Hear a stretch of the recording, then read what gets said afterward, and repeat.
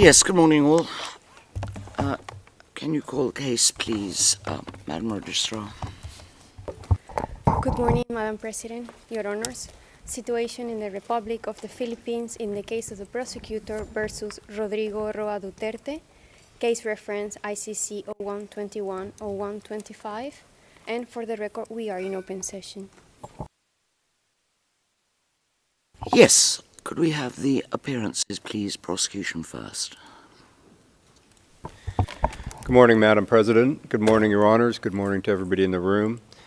Today we are Edward Jeremy, Robin Croft, Hannah Allen, Erasmus Lovell Jones, Emma Norton, our case manager James Meriti, and Maria Berdenikova, and I'm Julian Nichols. Thank you.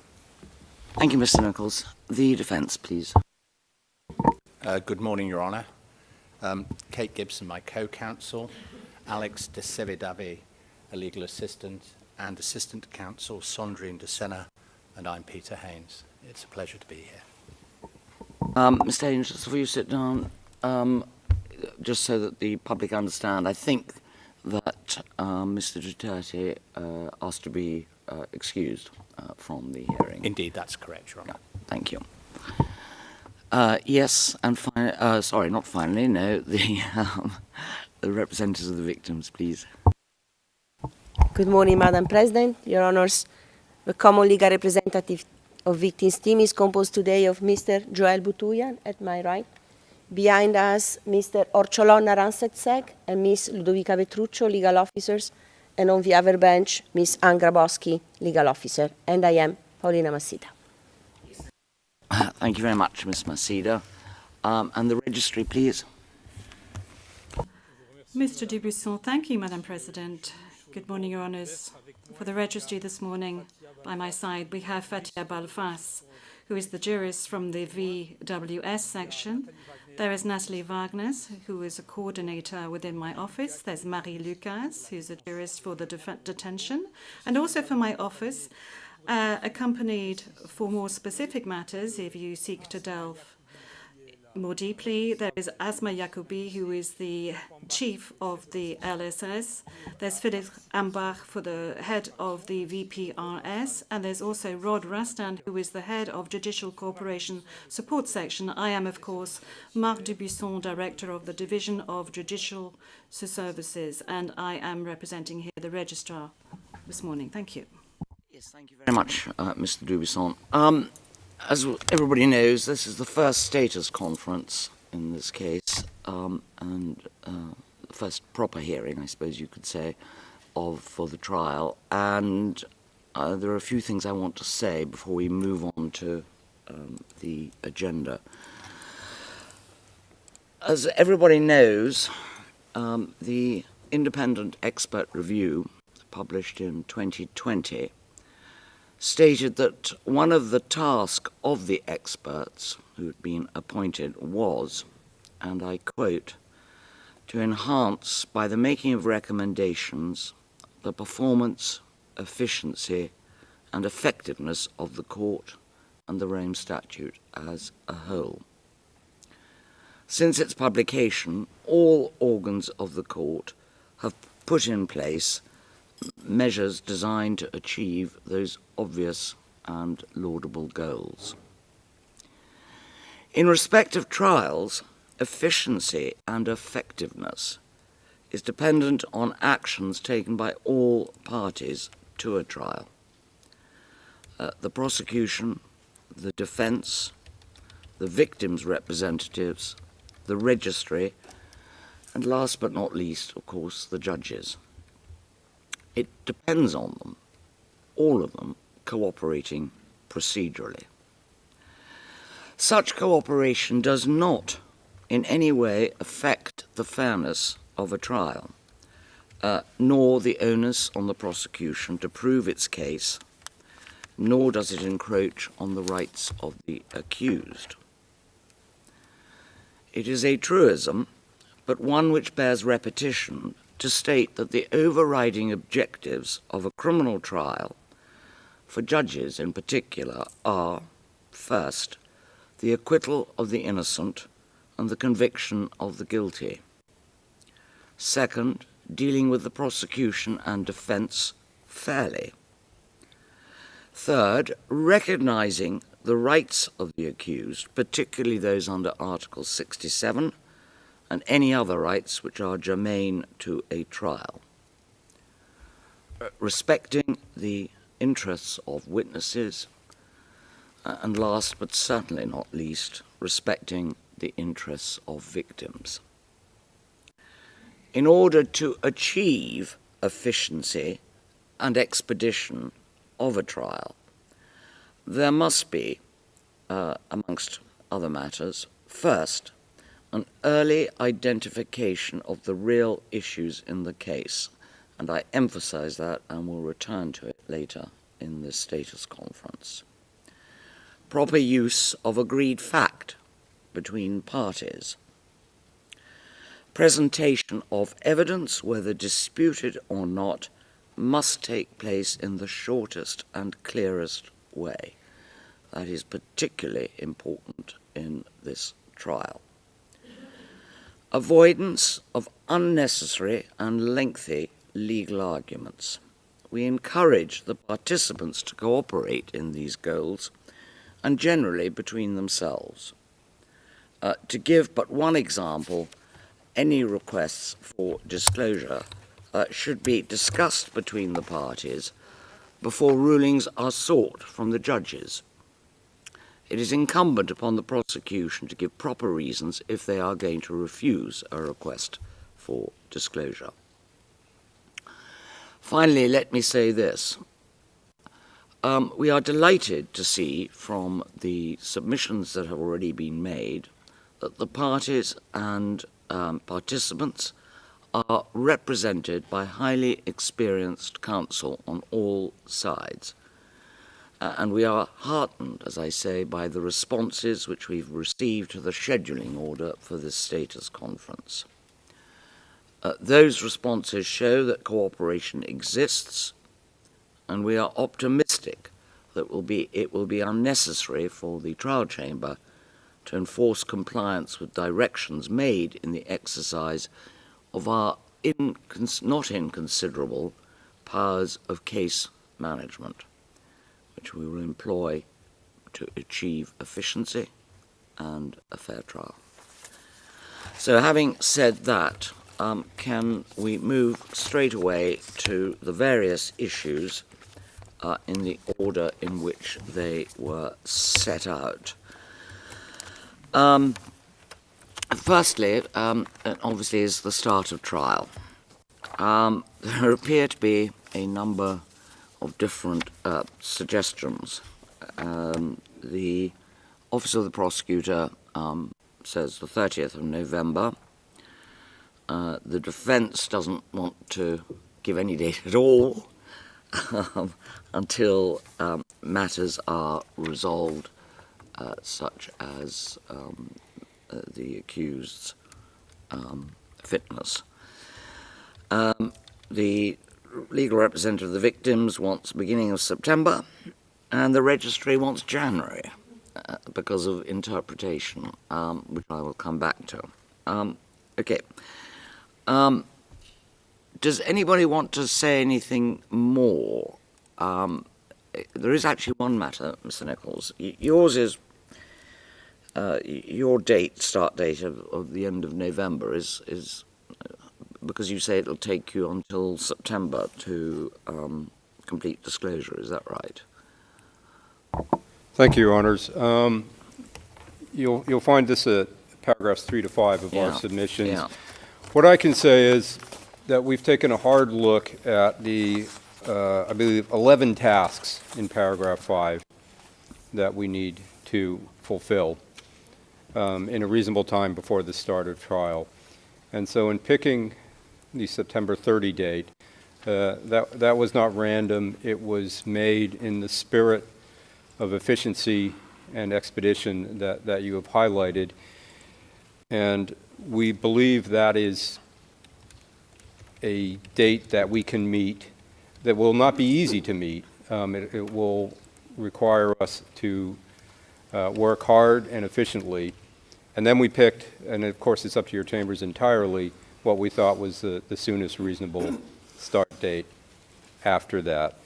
But we really do think we need that time in order to accomplish all of those different things, different tasks that we need to do. And we think that if we have that time, I mean, I know everybody always argues this, but ultimately the trial will be more efficient because we won't make mistakes and we'll have everything done properly and disclosed properly. Some of that, you know, we have new counsel now, and Mr. Haynes and I have done a trial before, and we know each other. So I do think we'll be able to cooperate. As you say, we haven't had a chance. We've met and said hello and had a coffee, but we haven't sat down yet to really discuss what can be agreed on, what can be stipulated to. So hopefully that will make it more efficient. But you know, we've calculated in that date of 30th September that the August break doesn't exist, essentially, and that we will keep going through that period. That does not include everybody taking off for 3 weeks. So I can't really add more, and I'm actually going on too long to be efficient, but I rely on our submissions, and we really think that is the time we need. Yeah, well, okay, Mr. Nichols, I mean, I see that. I mean, you're actually assisted in one sense by the fact there has been a change of counsel, because that obviously causes, well, you're assisted in many senses, I feel, but because of the need for them to get to grips with the case. However, can I emphasize, however, that you really must do things with expedition. We weren't madly impressed by the delay in asking for the matters in your last motion, as you saw. So we'd like you to get on with it. All right, Mr. Haynes. Could I make just one additional point? I'm sorry, just that with this schedule we proposed, other than one case, it would be the fastest from confirmation to trial. I know that doesn't mean that those other cases, that should be the measure, but we were thinking in terms of making this as quickly as we could, and I will, you're correct, of course, about the motion you referred to, and I can address that later. That was our mistake. We own that. There was a miscommunication where we believed that those items were not in custody, but I will address that if yes, you wish later. Well, no, I think we've given you the warning, so that'll do. Mr. Haynes, is there anything you want to add or say? I appreciate. Yes, I think what's important for us is that whatever trial date Your Honour fixes upon, you do not, as it were, concertina the gap between that date and the end of disclosure, which has traditionally been no less than 3 months. And so if the prosecution's aspirations are to conclude that and its other tasks by the end of September, then that would mitigate in favour of a start date in the middle of the Christmas vacation, the 30th of December, which would be 3 months later, which has a certain synergy with the other ball in the air, which is the interpretation, which doesn't appear to be ready until January. So that would all tend to suggest that the start of the trial could not be this year.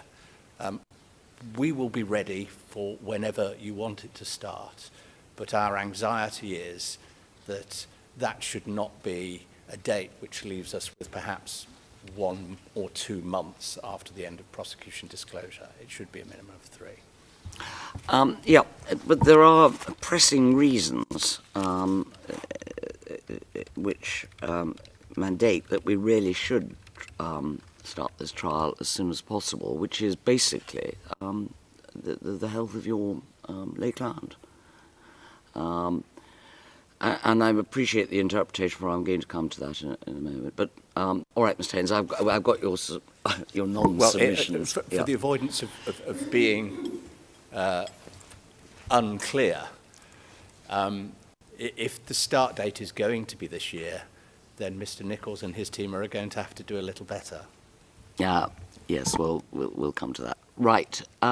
Yes, Ms. Masida, your submissions are it should start as soon as possible. I've got that. Thank you, Madam President. 30 seconds of your time. I don't have to stress the obvious here. Victims would like this trial to start tomorrow. That's as simple as such. However, after the submission of the parties, we had further consultation with our clients. They are amenable to start this trial. 30th of November seems to them at the moment still a reasonable period of time. January 2027, no. For them it's too long. And going to what my learned colleague was saying, well, we can start the trial already in November and hear witnesses who can speak English. This will allow to start and continue the trial and solve the issue of interpretation starting in January 2027. Thank you very much. Yes, okay, Mr. Dubuisson, this is the same problem that arose in Al Rahman, that you don't have interpreters ready as yet to deal with the two languages that are apparently going to be spoken by some of the witnesses. However, as we did in Al Rahman, and as Ms. Masida has pointed out, it is possible to start the trial with witnesses who only speak English. And my understanding is that it's not as complicated as finding interpreters as it was in the Al Rahman trial in a language that was only spoken in a small part of Sudan. Because presumably, as court proceedings in the Philippines are all in English, there must be interpreters there, and equally field interpreters who can be trained more speedily, I would have thought, than was possible in the Al Rahman trial. Mr. Dubuisson, thank you, Madam President. Yes, I take note of what you've just clarified, in addition to what my colleague Ms. Masida just said. Indeed, there are a number of items we need to look at here. Who are we interpreting for specifically? We're interpreting for the witnesses. Today we have a number of witnesses for which we know that they will testify in English. We have been warned that there are some witnesses that will be speaking in two other languages of the Philippines. So we need to find, if possible, interpreters who could speak these two languages. That's very important for us. To date, we do not have knowledge of who these witnesses are. So, as you have just said, we're going to try and recruit people principally from the field, that is field interpreters, but of course we do have to train them, because field interpreters working out in the field work in the consecutive or in whispering, chuchotage form, but we are going to be using simultaneous interpretation, so they need to be prepared and trained. Not into English, fine, but into the other languages such as Tagalog, those languages that are used in the Philippines. But of course it is important also for the witnesses and for the population that outreach is conducted with regard to the trial that is ongoing in The Hague. So it is important for those out in the Philippines to be able to follow the trial that is ongoing here in The Hague. This is something that we are always attentive to, but it is not our top priority. Our top priority is the language of the accused and the languages of the witnesses. And this is why, with regard to what has just been said, yes, were we to go ahead with the opening statements, if you wanted to have these at the end of November or at the end of the year. Yes, indeed, we could find solutions for interpretation for a number of hearing days for those opening statements. But if we're talking about bringing witnesses to testify on a regular basis, then we need to be properly equipped in terms of interpretation booths. And that is why we would like for the trial to commence at a later date. I'm also very aware of the fact that we will need to adapt the hearings according to other criteria that you will determine, yes or no, to do with the accused, and this will enable us to save time. So, for example, if we have shorter hearings, we would maybe be able to improve the training terms and time, but that would only apply to maybe a month or a month and a half in terms of time. So for us, it would be better to start after a 6-month period, that is to say 6 months after today.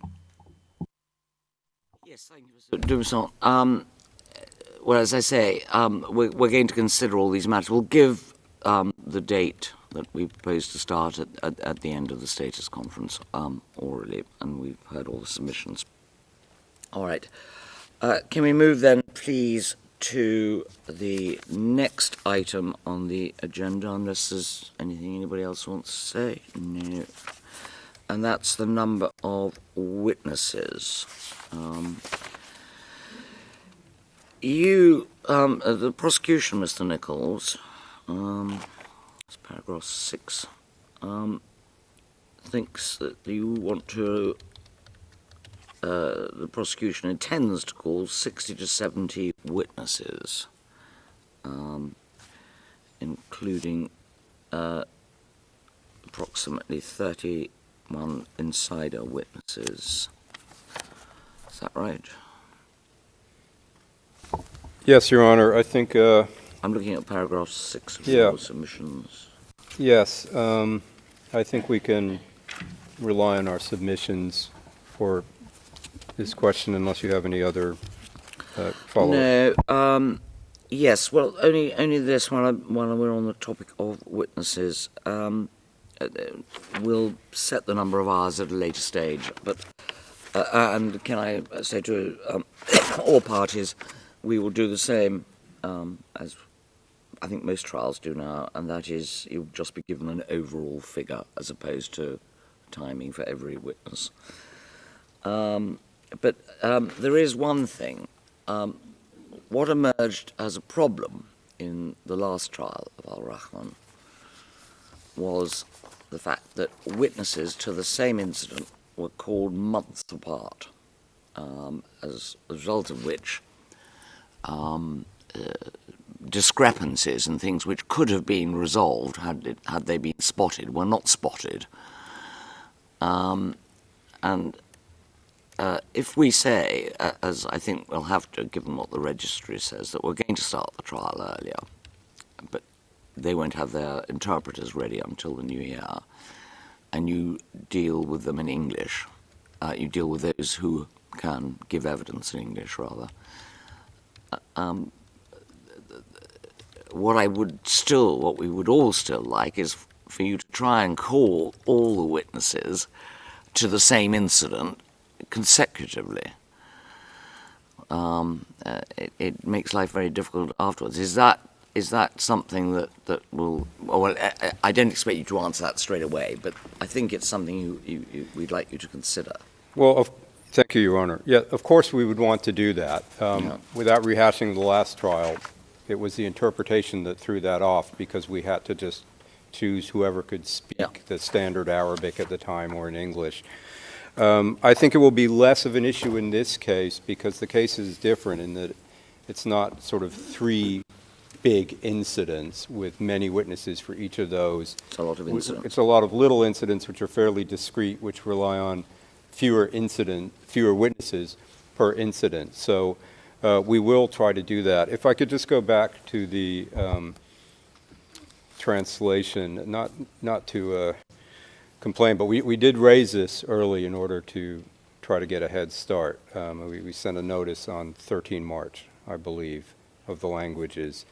My understanding is that nothing can happen until after the confirmation decision, but I just wonder if it can be speeded up, because 6 months is a long time, not just for the courtroom presentation, but some of the feedback that we received that my friends representing the victims would know better is that, as Mr. Dubuisson said, there's a lot of interest in this case in the Philippines, and having it not broadcast, I know that's not the main point, and we don't always do that, but it'd be much, much better for the population and the victims and people interested in this case if it could be broadcast in Tagalog or the other languages. So if we start with all English-speaking witnesses, that will require us to jump around a bit, although we will try to keep it as coherent and focused as possible on the particular incidents.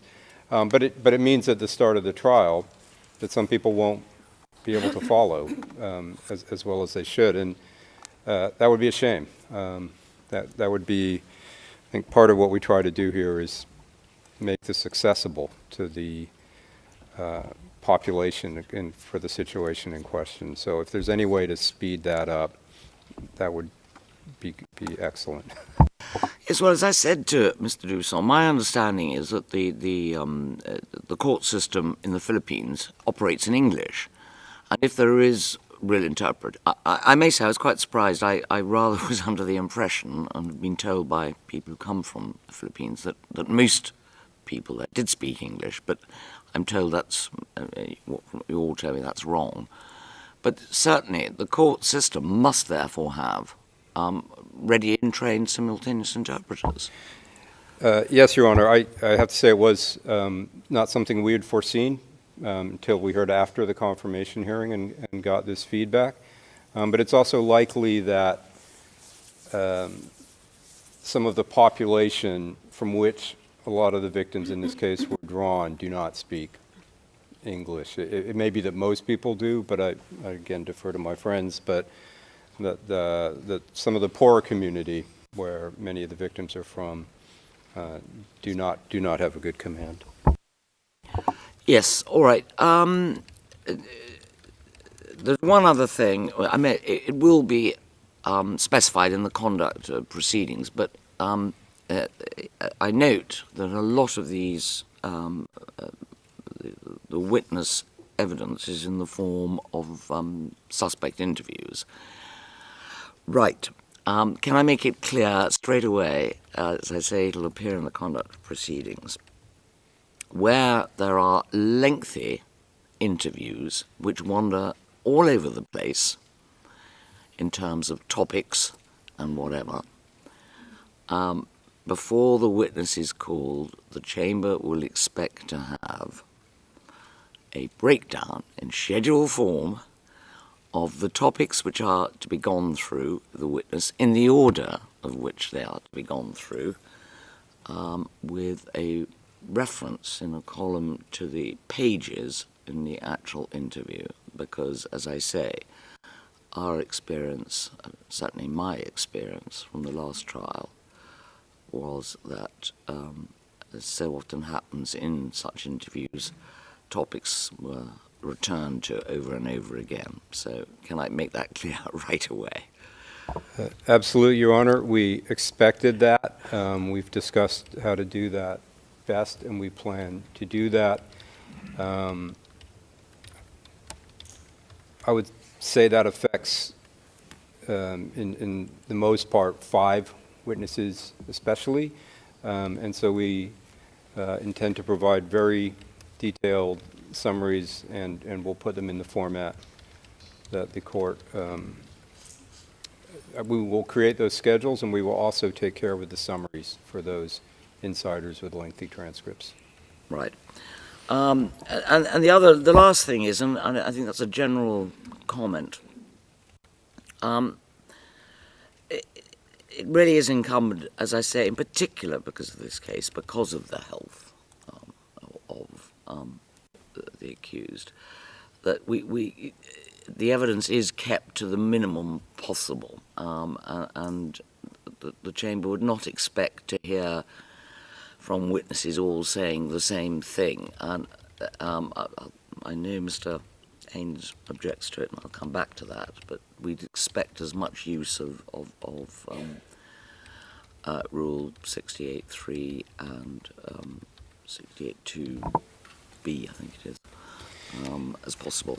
Yes, we would plan that. That is something I was going to address. Yeah. We would like to, I mean, the experience of the last trials, it seemed to work well. I think the jurisprudence, I won't go into it now to check, is so there is no unfairness whatsoever in using 68.3. It's available to both parties. It makes things more efficient in every way, and we intend to use it. In terms of the length and how much the witnesses need to testify, I think that may be something where we can cut that down. Some of these facts may not be in dispute about a particular murder. We may be able to narrow it to the issues in dispute, which would make the testimony much shorter if the actual fact of this murder or this incident is not in dispute and we're talking about linkage, etc. So we may be able to speed it up. Yes, well, I'll come back to that when we come to your documentary. Yes, right. Mr. Haynes or Ms. Gibson. Nothing to add about that. Right. Ms. Mazzina, anything? No, Madam President, thank you. All right. Right, next then, the next topic is, I suppose I may as well deal with it here. Yeah, I'm sorry, before I move on, Mr. Nichols, I meant to say, the defence did say you should provide at the earliest possible time a provisional witness list. Can I say I agree with that? We agree too. Right. We'll do that 5 months in advance, the provisional witness list. There's already the list from confirmation, obviously. Yeah. But we will provide an updated one 5 months in advance, which I think is what was requested. Right, thank you. Okay, expert witnesses. You seem to be, sorry, Mr. Nichols, you again then. You seem to be calling an awful lot. On the face of it. I think all we want to say at this stage about it is this, that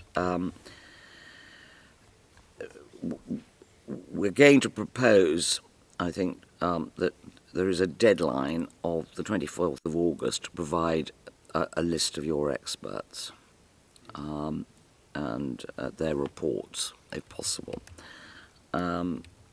It would be helpful if, again, as in the Al-Rahman trial, defence and prosecution could agree on the nature. And yeah, well, I see Ms. Massina wants to say something in a moment. At the moment, it seems to me it's the defence and prosecution that could agree on the nature of the experts to be called.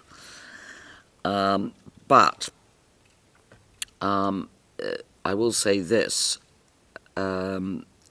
Firstly, if these are going to be experts that are not on the registry list, you should inform the registry as soon as possible who you want to, because more checks are being done these days on expert witnesses.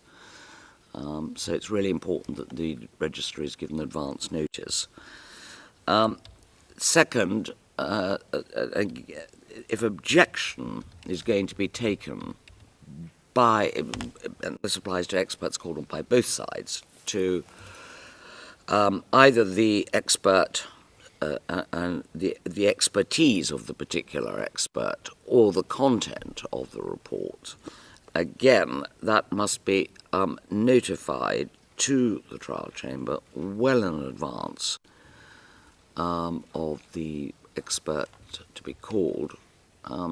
And if there's going to be any legal argument about it, and particularly involving a voir dire, then that must be notified as early as possible.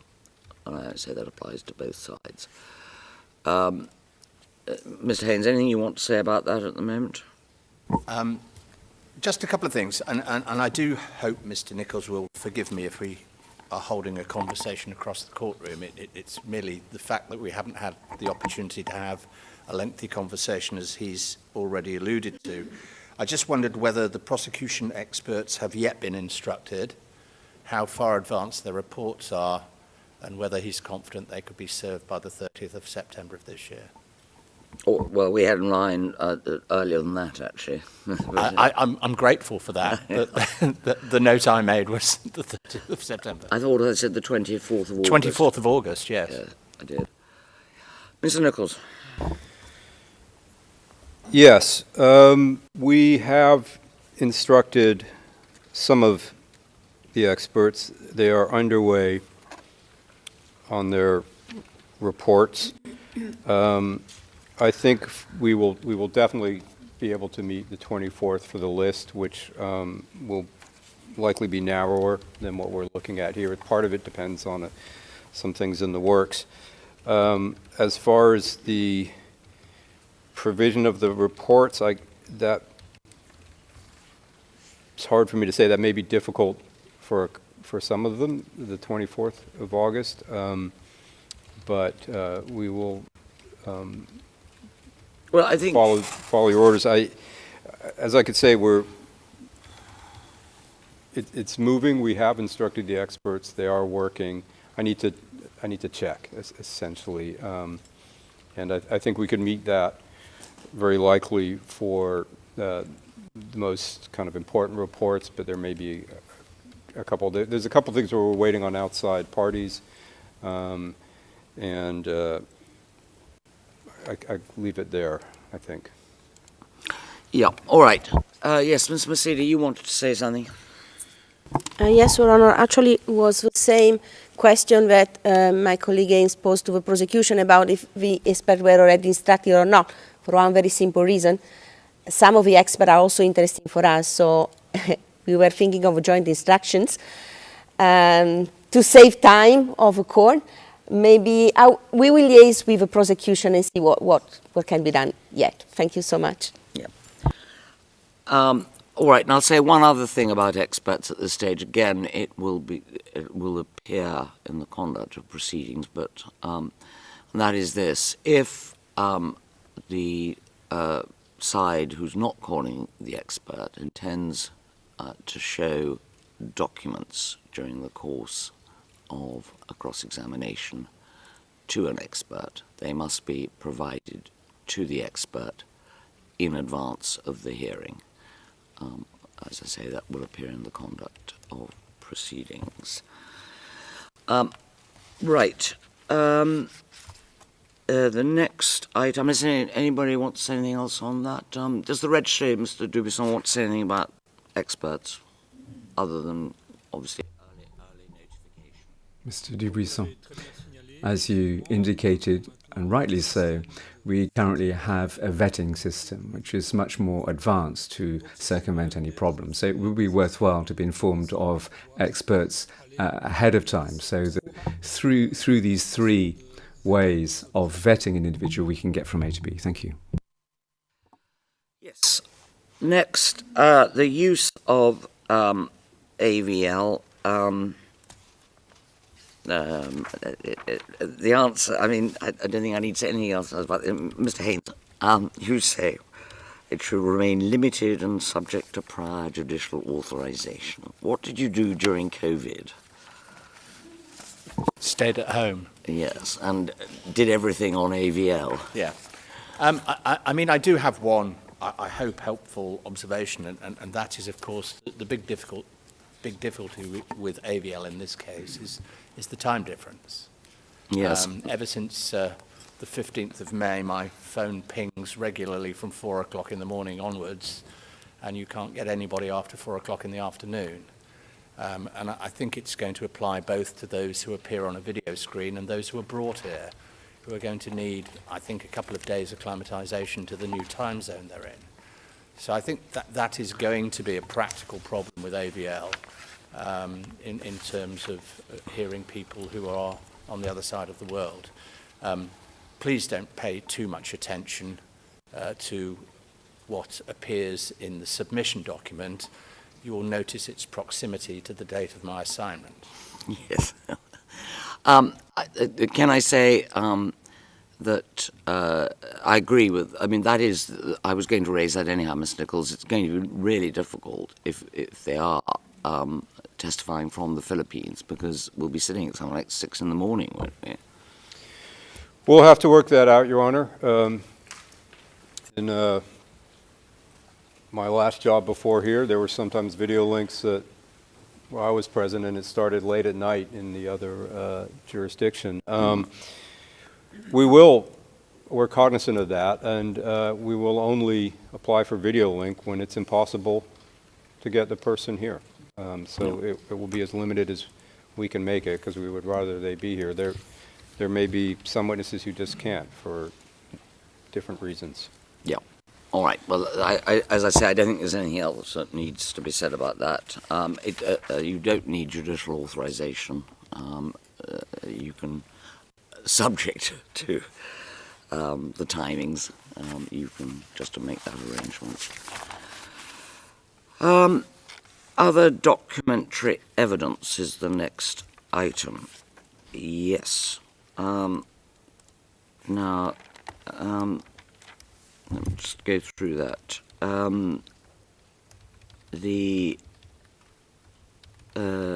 You say you're currently, OTP is currently in the process of determining the overall.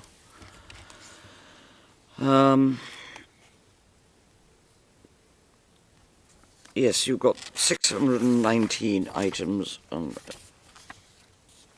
a minute, it says paragraph 13. Oh yes, it's it's the speeches. That's right. I want to query with you. 197 speeches seems to me, on the face of it, and without, it's probably not the right word, but it seems to me too much, particularly if they all say the same thing. And I think you need to consider fairly carefully whether you need all 197. We're definitely not going to intend to play all those in court. We will go through them. These are that will be narrowed. That was, I believe, meant, and Mr. Jeremy may need to help me here in a minute, but that was meant. That's sort of the universe at the moment, and they're sort of. We will make careful selections. We don't intend to introduce, I'm sure, all 197 of those. Right. Now, the point which is made in the defense submissions is this question of whether documents need to be submitted, go onto the court record through the submission or admission system. I'll let Mr. Haynes address us on this, but the submission system of evidence getting onto the record is now court-wide. I think all trial chambers accept that's the way of doing it. However, as a result of the experiences in our last trial, where there was a whole lot of, in our view, unnecessary and irrelevant evidence that was dumped into the court record through largely the admission of very large documents, even though a witness had only spoken as to one page, or even worse, through the bar table motion. This chamber is going to try and find a fine line between the two systems, which we haven't quite worked out, but will appear in the conduct of proceedings. But one of the things that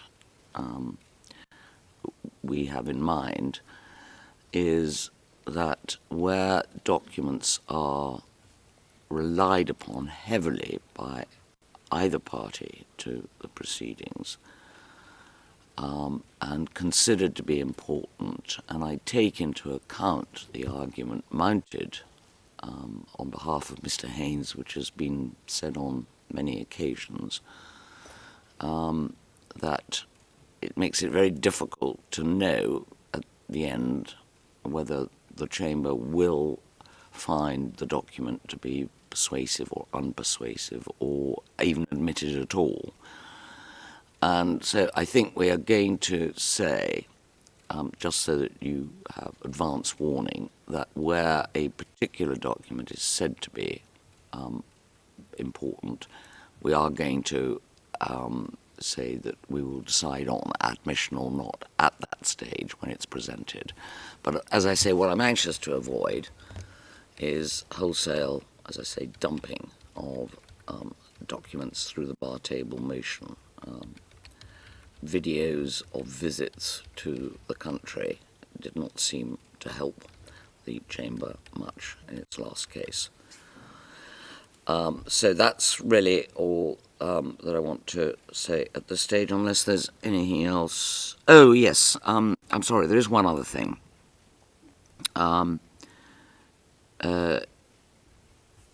If you're going to want to introduce evidence from open sources, which includes Facebook or any other social media platforms, then we want to know if you're just going to put them in or whether you're going to be calling expert evidence.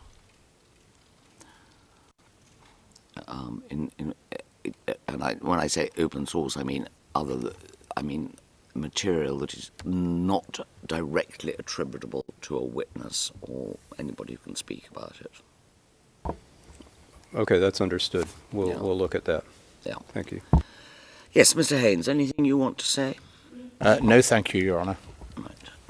Ms. Masida, anything you want to say? No, thank you. All right. I take it the registry has no observations on this. All right. Well, Rule 68 we've more or less dealt with. I think I think we'll leave it to the parties to see what agreement can be reached on 68. As I say, and as Mr. Nichols says, it's quite a 68.3 is quite a good way of getting the evidence in.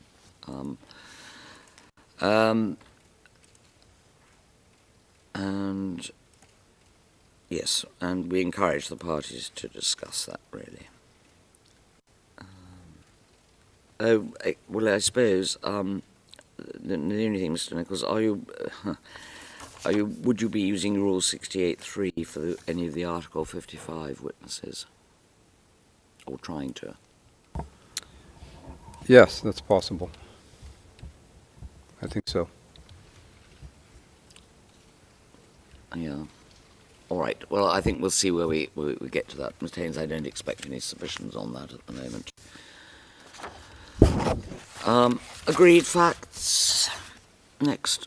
Happy to see that everybody is going to talk about this still. The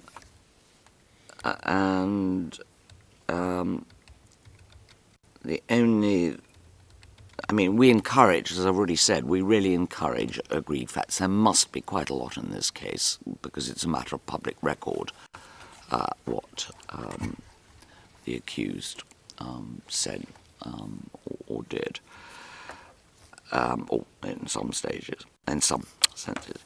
The only question, I see that, Ms. Masida, you submit that the legal representative of victims should have a say on this.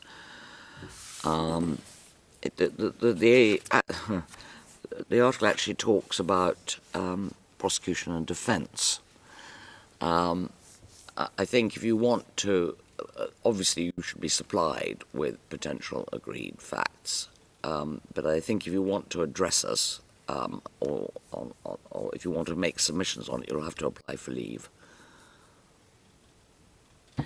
Thank you, Madam President. I am guided. If can I have 1 minute on this issue? Yes. Thank you very much.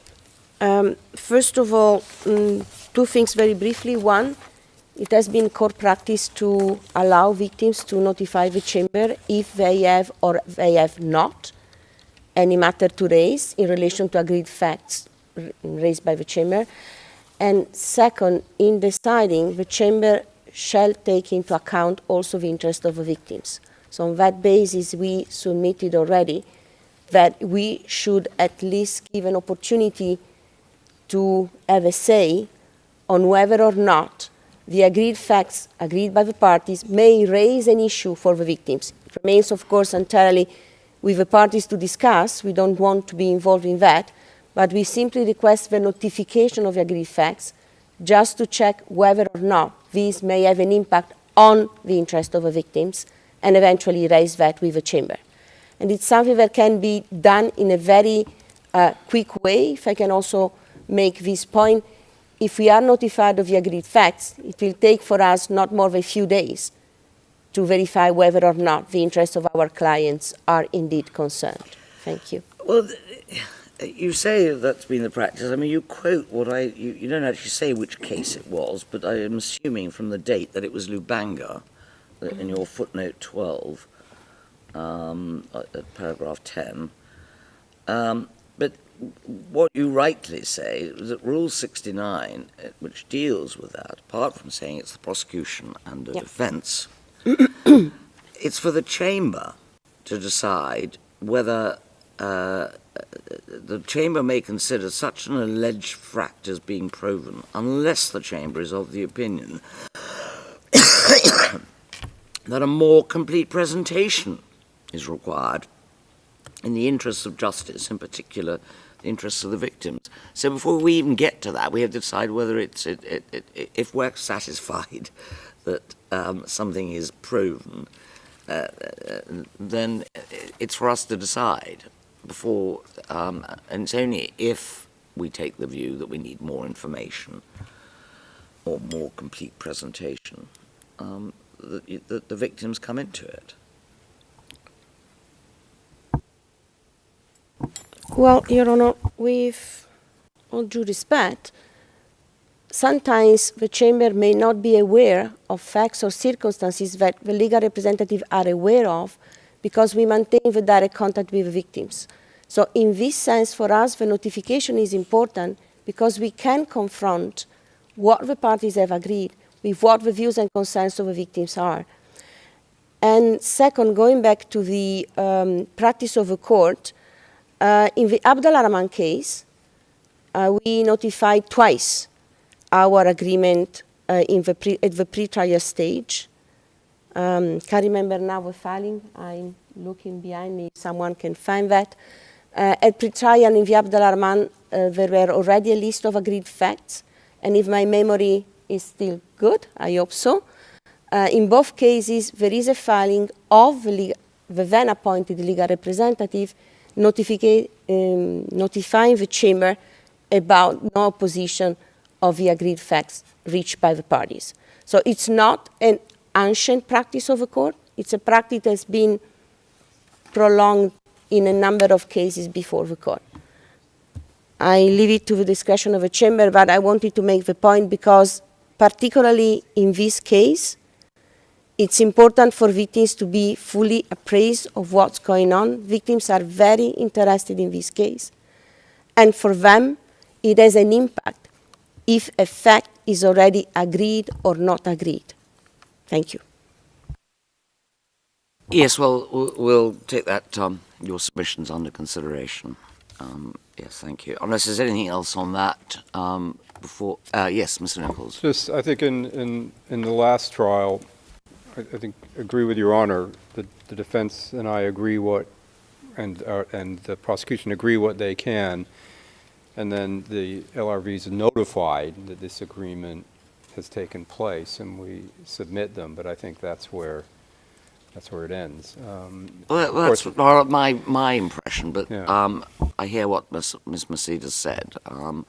I just think it would be unfortunate were there to be intervention when facts which have been agreed between the defence and prosecution, who are the parties to this trial, and with the laudable view of increasing the efficiency, I would be reluctant to see it being derailed at any stage. But as I say, we'll return to you on that, Ms. Maceda. All right, finally, before we take the break, languages, I think we've really discussed that, haven't we? Except the only thing that, Mr. Haynes, I was slightly surprised to see was that you wanted interpretation for your lay client, who, as I understand it, as president of the Philippines, ex-president of the Philippines, an ex-lawyer in the Philippines, speaks fluent English. He won't need interpretation. Right, thank you. Yes, unless there's anything else on interpretation, I think we've actually discussed that already. Anybody else want to add anything? No. All right. Well, it seems to me, because we're then coming on to disclosure, which will be slightly longer, I think, we'll take the break at this stage and sit again at 11 o'clock. All rise, we will